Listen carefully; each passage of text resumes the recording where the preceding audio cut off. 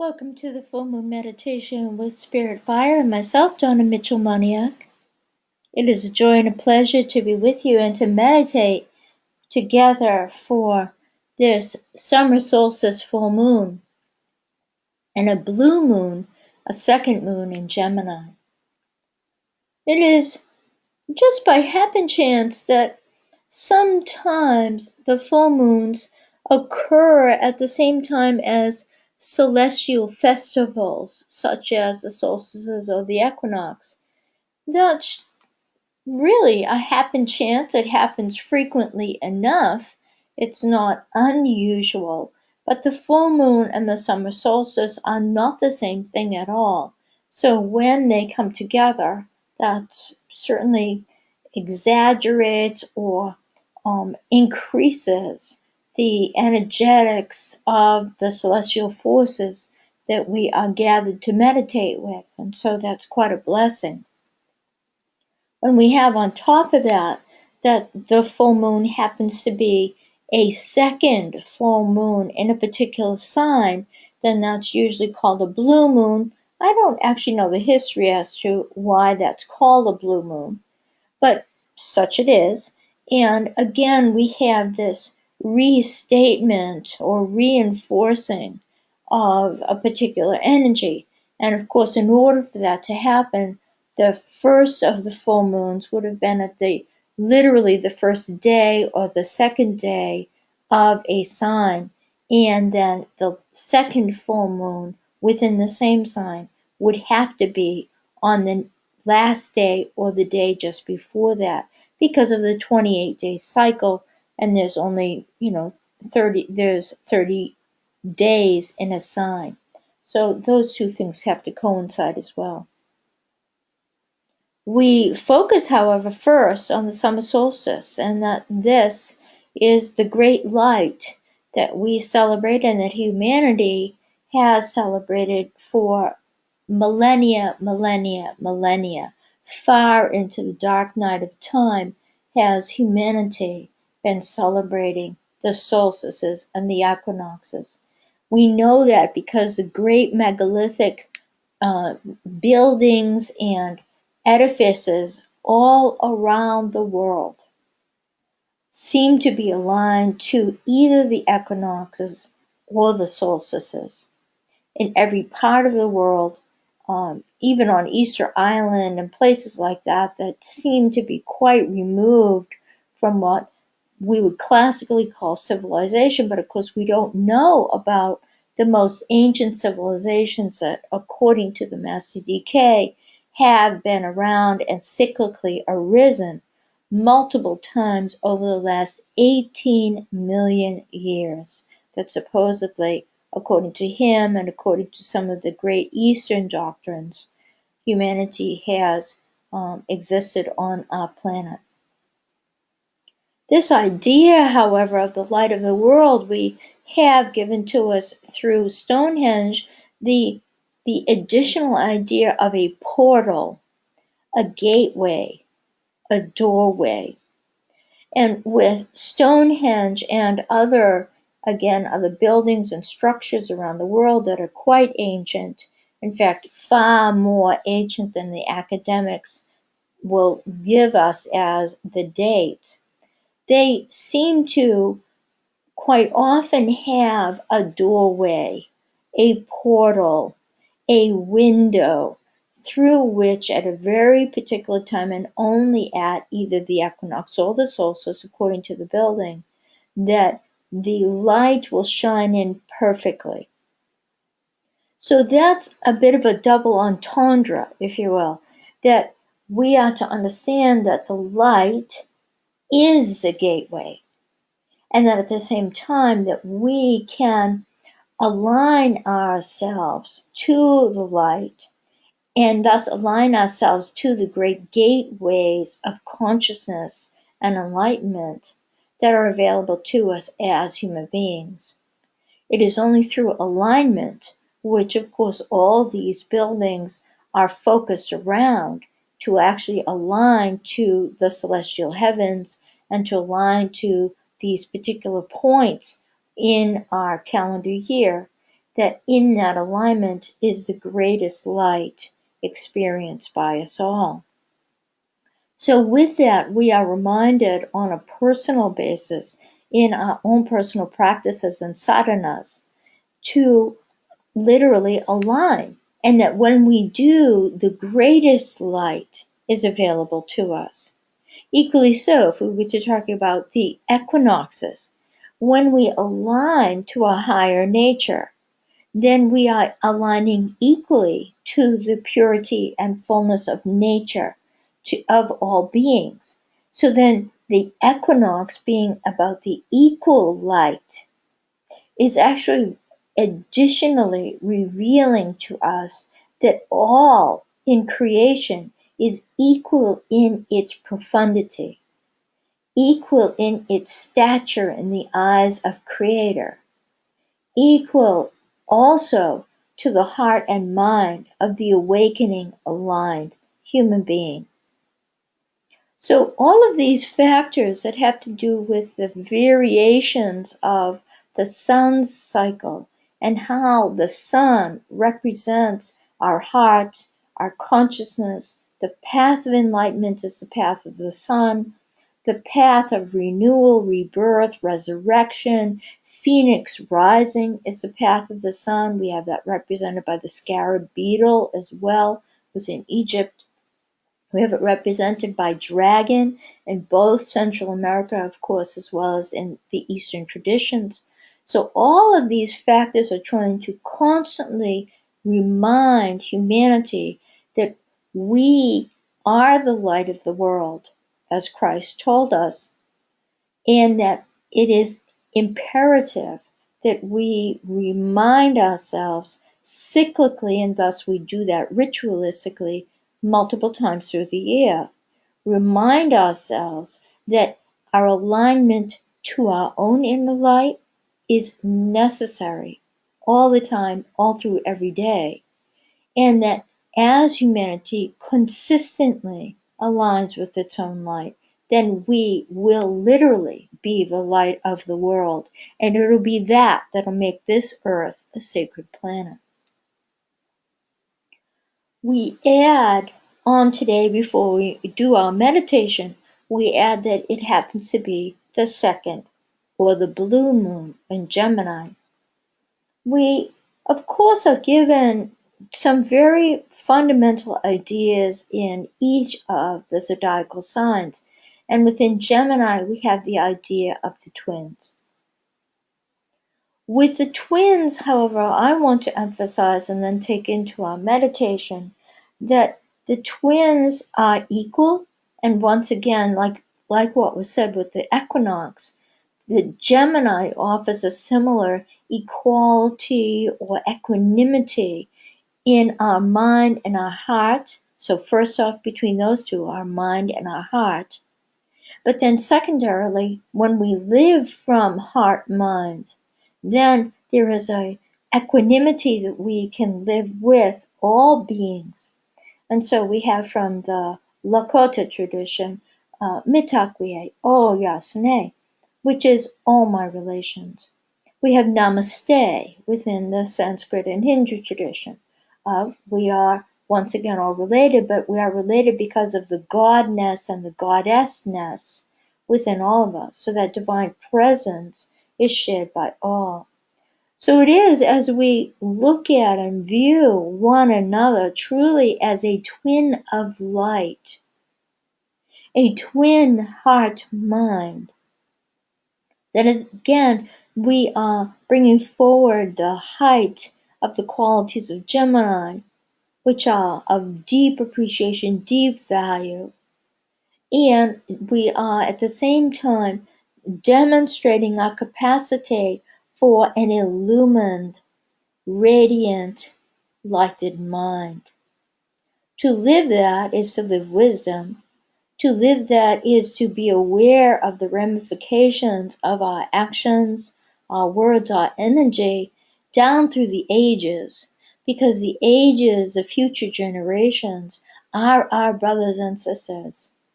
They literally are our twins. And furthermore, from the point of view of reincarnation, of course, we will be those future generations. So we will be our future brother, sister, father. So now the twin takes on an internal process of, oh, I am my brother's keeper literally now, and I am my brother's keeper in the future, and I will be that brother. I will be that sister. And lastly, of course, to be our brother's keeper is to recognize that all beings on the planet are our brothers and sisters. Again, mitakuye oyasme, or even namaste. Couple more thoughts here with the idea of Castor and Pollux in the heavens. There is this dance between them of one waxing and one waning, and that's been going on for a very long time. And the one that is waxing, growing stronger, is said to be, and has been said by the ancients, to be related to the higher nature or the soul nature. And the one that is waning, decreasing, is the one that is related to the personality or the personal ego. Now, with that in mind, then, what we would have is that truly the heart-mind capacity of a human being is represented by that which is waxing. And the personalizing, critical-oriented, analytical-only type of mind is what is waning. We would have that within Gemini, that tendency to be kind of airy, superficial can be part of Gemini qualities, that is being replaced by the capacity to value, to land, to take responsibility for one's thoughts, one's words, which often can be loose within Gemini, but to take responsibility for one's words, one's thoughts, and how one lives one's life, of course. Thus can we say to ourselves, may all beings be happy, and realize that we are implicit in that happiness of the world.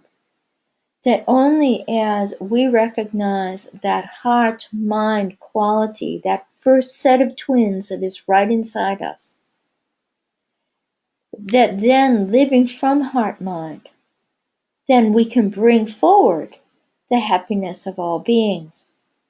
In bringing forward the happiness of all beings, do we ensure that the light that we started out talking about having to do with the solstice, which is also the light of the heart and the light of the mind and the light of our higher nature, that is what is brought forward. And so ultimately with Gemini, it is about alignment, just like the solstices. Ultimately about Gemini, we are aligning the two aspects of ourselves, our higher nature and our everyday nature. In that way only will all beings be happy. In that way only will we change the world, because only humanity is out of harmony with the world. And so finally, as we prepare to do our meditation, let us envision a world that we see the world as our twin, that we recognize as we do even with the World Service meditation every Sunday. That the world is a special place to live. And that we, in our uniqueness, each of us individually, that although we are unique, we are part of one comprehensive whole called humanity. And that humanity is in fact this one brotherhood, sisterhood. Gemini very well represents humanity as a whole, and as we sit with that and realize our role with the earth, that brings in the esoteric ruler of Gemini, the hierarchical ruler of Gemini, which is itself the earth.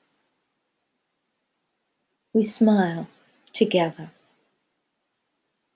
We sit well, honoring one also twin to us, and that is our physical body, our incarnated form, created by our higher nature as its common daily physical reflection. So we sit well in it and honor it. And then with a smile and this respect, we settle together, breathing in and breathing out.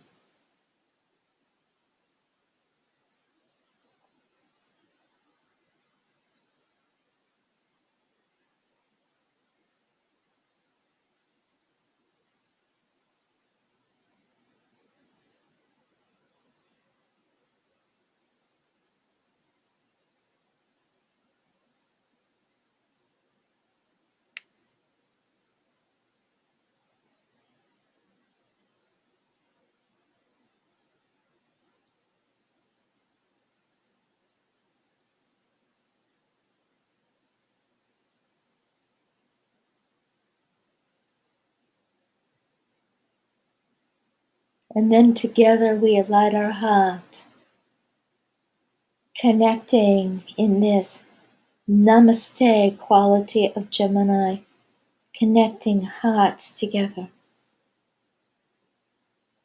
And in that united way, we create a group field, connecting heart to heart with a golden band of light.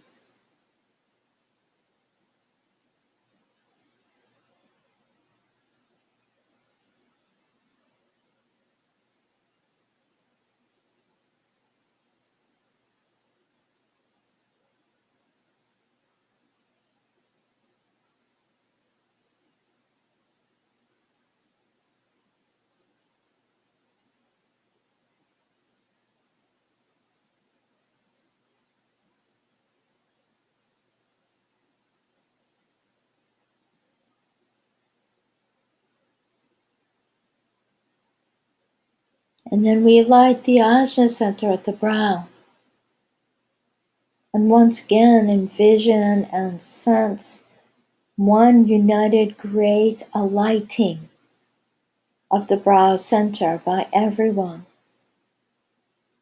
And we connect Ajna to Ajna with a golden band of light.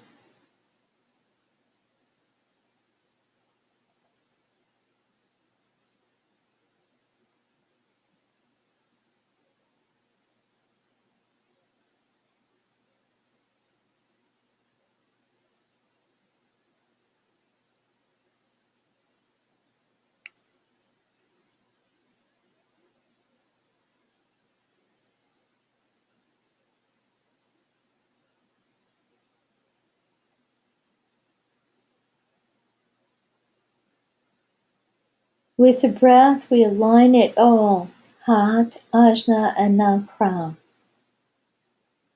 And we align the crown center, and uniting as one in a field of purpose and will, we align and connect, crown to crown, with the golden band of light.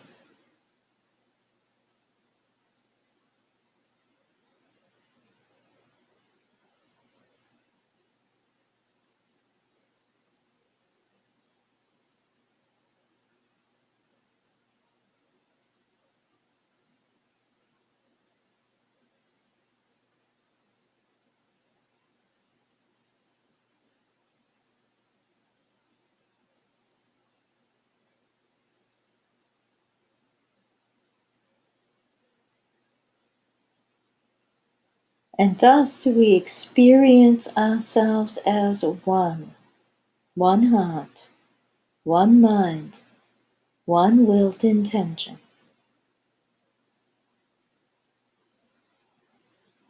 Let us envision Stonehenge, or if you've been to one of the Central American or Mexican Mayan structures, envision that. And envision it as a portal. So wherever the light of the solstice comes through, It's Stonehenge, it's any of the particular lentil parts of the structure.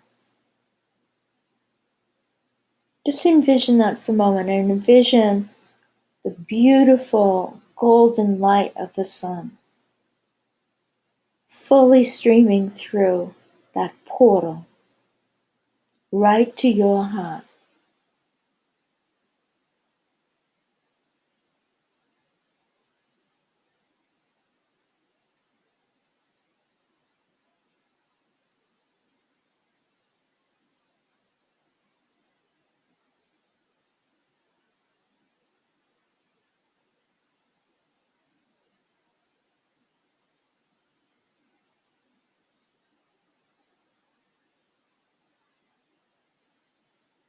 And as we bask in that light, of course, it is not only your heart and your chest that is illumined.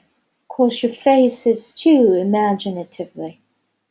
And so imagine your face and the brow center, ajna, irradiated by this golden light of the summer solstice.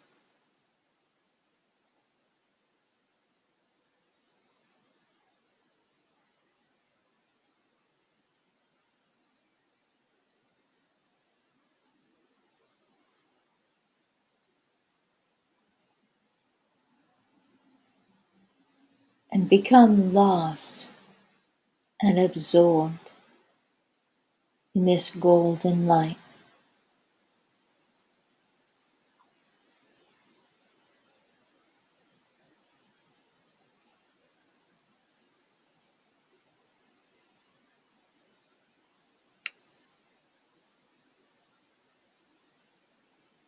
Breathe it deeply.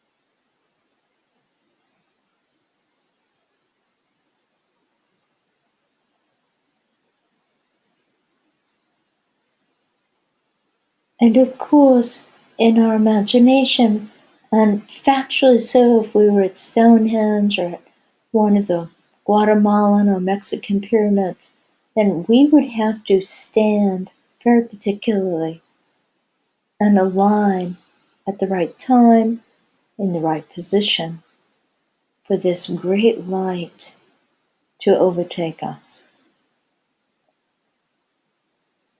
And so it is within our own lives.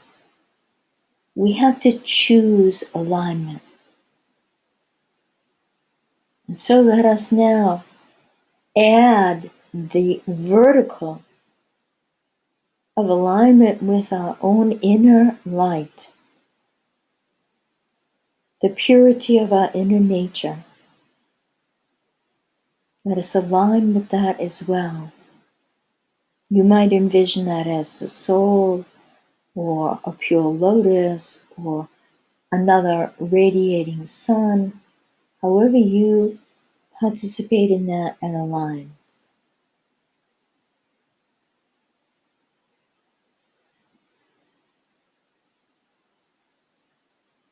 And breathe it deeply.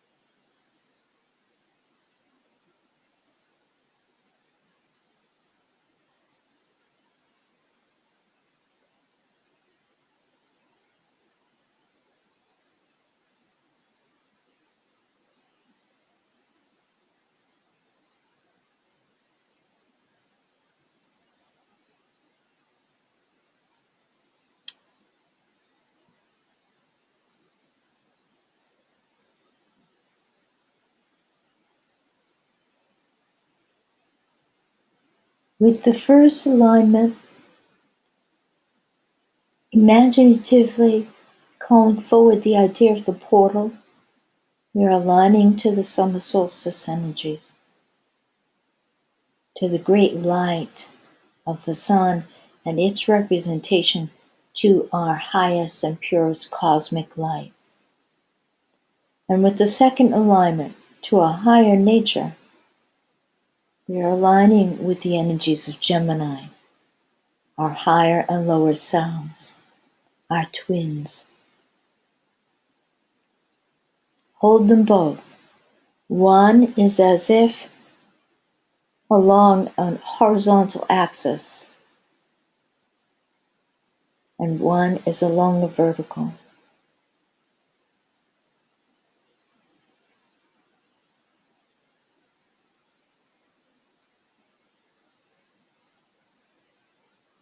We become the portal then, and it's as if the light comes right through our heart, right through our Ajna center, and we are the portal. And maybe you can envision or feel that it goes right through us like neutrinos. And maybe we are to just simply stand in it. Either way, we become the cross point and the anchor point for this energy of ultimate will and the ultimate will of good, harmony, peace, oneness in our planet and within the collective consciousness of humanity. And so let us once again reinstate it. Breathe it from the sun through the portal to the heart and the Ajna center. And then after that, breathe it again in the vertical to our highest nature. Reach into the highest aspects of your being.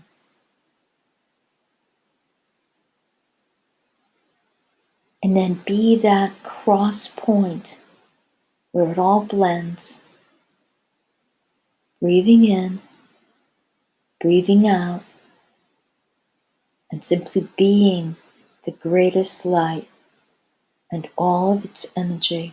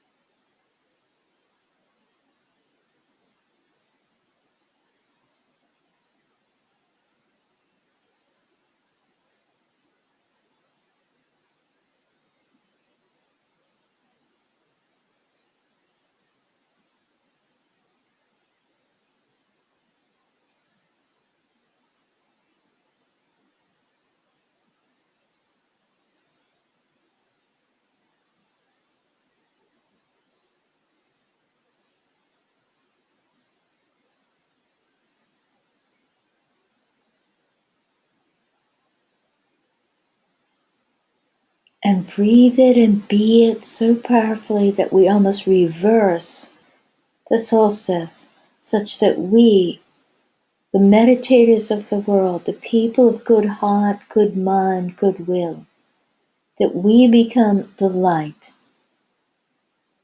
shining it back out to the cosmos, that we illumine the world. Literally, you are the light of the world, that we become that statement. It is so, and it is true.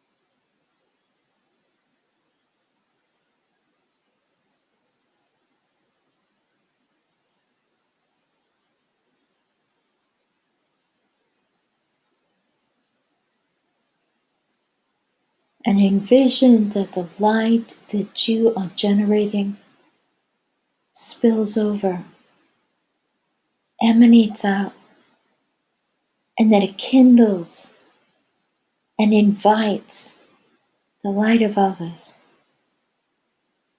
And it just grows and it grows and it grows until eventually, as we sit in meditation, the whole earth becomes like the sun, golden, radiating.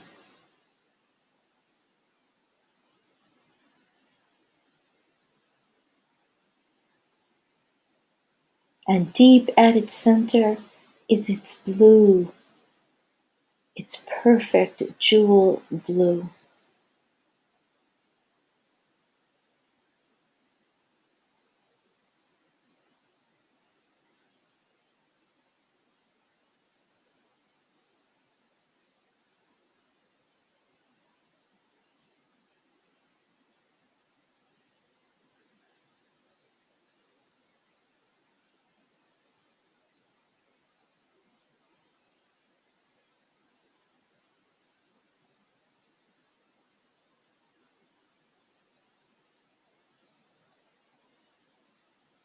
And of course, this radiance is possible only as all beings increase in their own light.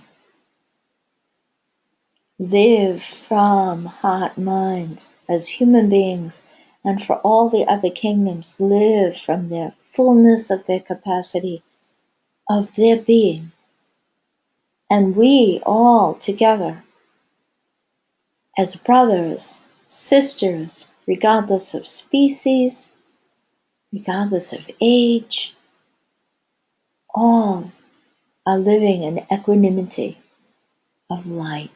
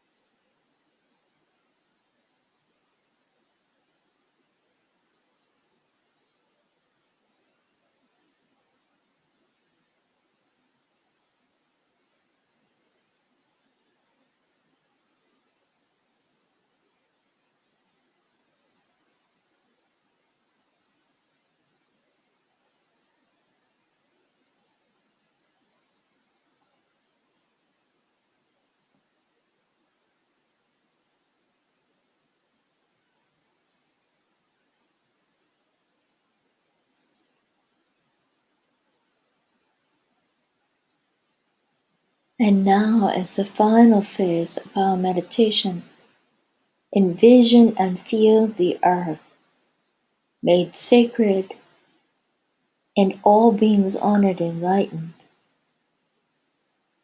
in perfect alignment and sameness, twins with the sun.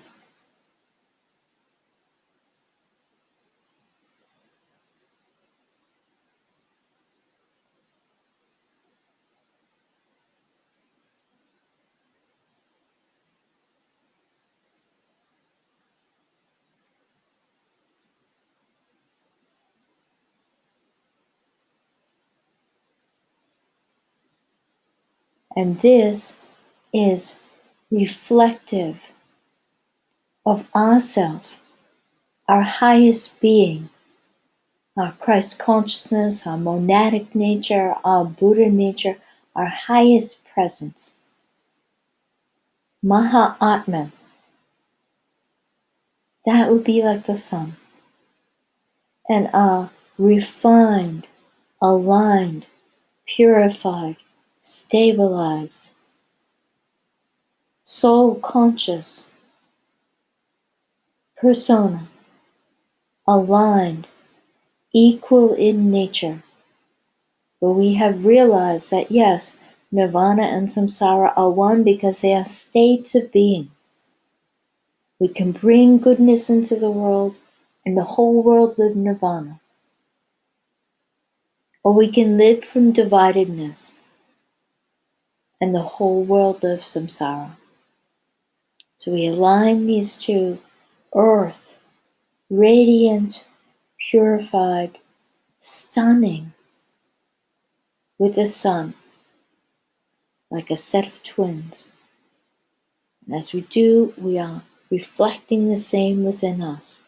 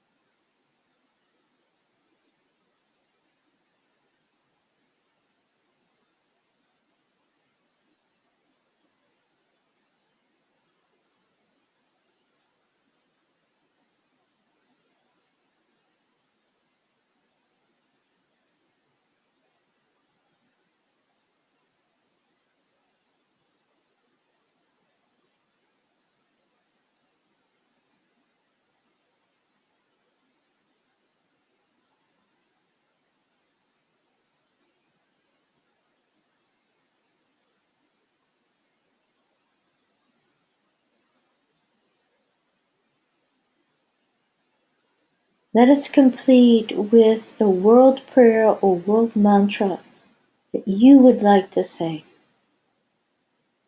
We'll hold a few moments of silence. For some it's the great invocation. For others it's loving kindness. For others it might be something from a native tradition. Speak it out loud. Let its vibration go into the world.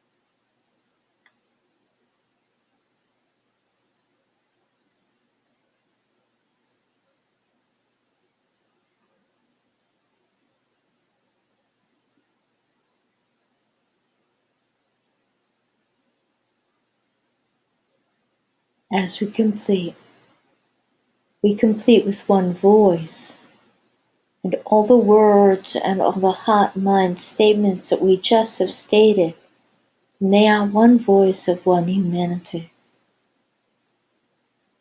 Twins are born of one embryo if they are identical twins. And even if they are not identical, they have been birthed from one womb. Humanity is one. And all life on earth is birthed from the one womb of Mother Gaia.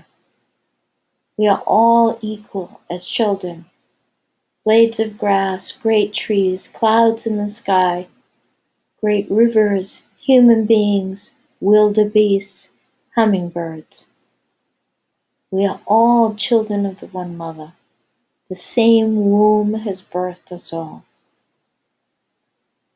In this way, then, we are all twins. We are all brothers and sisters. Natakuye oyasune.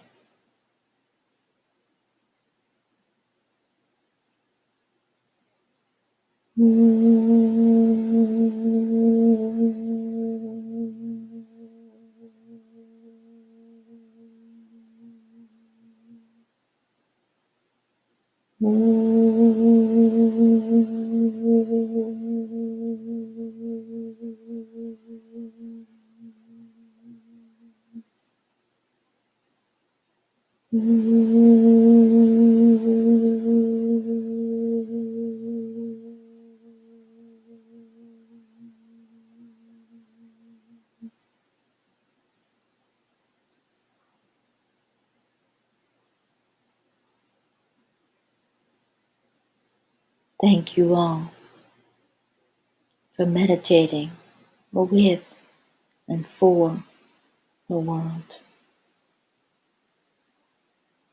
Love you all. Happy solstice. Happy full moon.